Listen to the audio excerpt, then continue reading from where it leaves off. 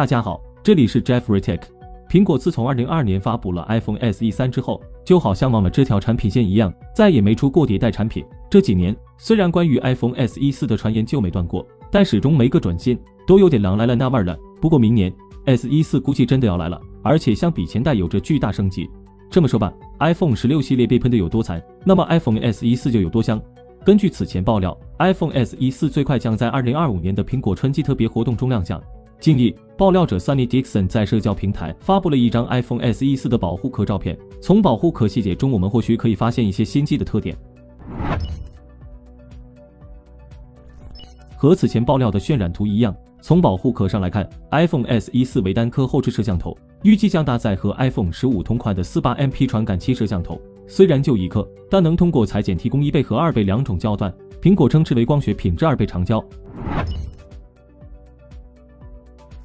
不出意外的话 ，iPhone SE 4并不会搭载全新的操作按钮和相机控制按钮，在机器左上侧边依旧是传统的静音开关，保护壳右下侧没有预留开孔，说明相机控制按钮也没有，毕竟是 iPhone 14的模具嘛，而且相机控制按钮成本很高的。此外，从目前已知的消息来看 ，iPhone SE 4可能还有以下改进。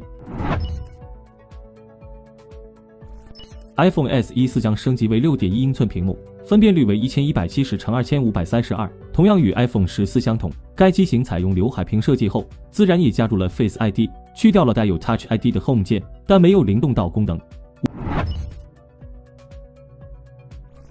值得一提的是 ，iPhone SE 4放弃了高通 SDX71M 基带，转为搭载代号为 Centauri 的苹果首款自研5G 基带。该基带支持 WiFi、蓝牙、GPS 功能，功耗似乎比高通基带更低。但不支持毫米波技术，总之就是信号更好了，网速更快了。最引人注目的是，如果苹果的 5G 调制解调器实验进展顺利，改进的电池续航和信号质量可能会使 iPhone SE 4在与仍使用高通调制解调器的 iPhone 16系列相比时脱颖而出，后者的价格几乎是前者的2倍。这样一来，苹果有望在成本和性能之间找到一个理想的平衡点，让 iPhone SE 4具有更强的市场竞争力。分析师郭明基表示，2025年苹果将推出2款搭载自研基带的手机，一款是 iPhone SE 4，另一款则是追求极致轻薄的 iPhone 17。对于苹果而言，用定位较低的产品测试自研基带，确实是更稳妥的选择。至于性能，根据最新的泄露信息 ，iPhone SE 4将搭载与 iPhone 16相同的 A18 芯片，并配备8GB 内存，支持 Apple Intelligence 功能。每一代 iPhone SE 都不负性能小钢炮之名 ，iPhone SE 4没有例外，其支持的苹果 AI 功能也将成为新机的核心竞争力。而且等到 iPhone SE 4发布的时候 ，Apple Intelligence 也正好结束 Beta 测试正式上线，你买到的直接就是完全体。最后则是价格 ，iPhone SE 4售价预计在$459至$499之间。当然，作为一款性价比机型 ，iPhone SE 4的缺点也是有的，比如刘海屏、60Hz 刷新率、不支持息屏显示和可能不支持双卡双待等等。综合目前所曝光的信息来看 ，iPhone SE 4堪称 iPhone 16的最佳平替版，要比预期更有竞争力。但在竞争激烈的安卓阵营，同样具备高性能 AI 功能的机型比比皆是，就连小屏旗舰也越来越多。那么 iPhone SE 4还值得购买吗？ iPhone 一直是昂贵的代名词，以 iPhone SE 3为例，$429的起售价，只能买到 64GB 版本机型。256GB 版本价格高达$579，同价位有太多安卓旗舰可选。考虑到 iPhone SE 一直坚守小屏旗舰阵营，用安卓小屏旗舰与其对比，才能分出高下。当然，小屏旗舰的标准也在变化。苹果创始人乔布斯曾认为 3.5 英寸是手机最佳尺寸，库克也曾连续2年推出仅 5.4 英寸的 mini 版本。时过境迁，如今 6.5 英寸以内的机型都可以称自己为小屏旗舰，旗舰的标准尺寸则在 6.7 英寸左右。目前天玑新款旗舰芯片已发布，高通骁龙峰会在即，各大安卓手机厂商的新品也陆续曝光或发布。其中2款小屏旗舰吸引到了 Jeffrey， 第一款是小米15。自从小米12开始，小米数字系列标准版就定位小屏旗舰。小米15将搭载高通骁龙8至尊版骁龙8 Gen 4 6.36 英寸 1.5K LTPO 屏幕，超声波指纹，5000万像素主摄，3.2倍光学变焦，长焦摄像头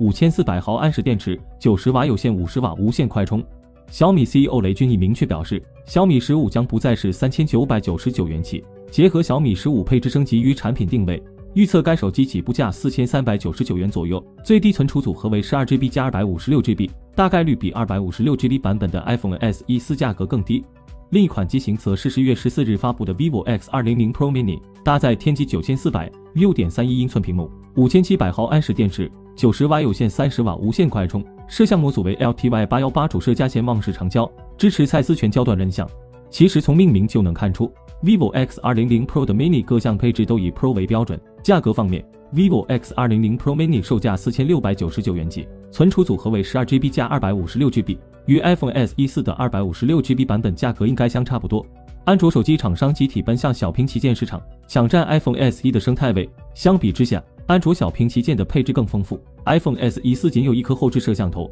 安卓小屏旗舰则三摄俱全。且定位较高的 vivo X200 Pro Mini 还具有潜望式长焦，电池容量与充电功率方面，安卓旗舰更是遥遥领先。升级为全面屏设计后 ，iPhone SE4 比上一代更具竞争力。再加上 Apple Intelligence A18、4800万像素主摄等软硬件配置，部分 iPhone 16受众也可能去买 iPhone SE4。但综合来看，安卓小屏旗舰已经拥有了与 iPhone SE4、iPhone 16甚至 iPhone 16 Pro 竞争的实力。现阶段，依靠 iOS 和苹果长期经营的品牌形象 ，iPhone SE4 或许能够收获不低的销量，至少比 iPhone SE2、SE3 两款设计老土的机型销量高，也适合作为安卓用户体验 iOS 和 Apple Intelligence 的机型。不过，其他安卓厂商也在发力，即将到来的小米15系列、OPPO Find X8 系列、荣耀 Magic 7系列等，都看点十足。苹果依靠品牌溢价就能躺着赚钱的时代慢慢过去，哪怕强如 iPhone， 也需要通过升级配置的方法提高产品竞争力。苹果若不能尽快提升 iPhone SE 和数字标准版、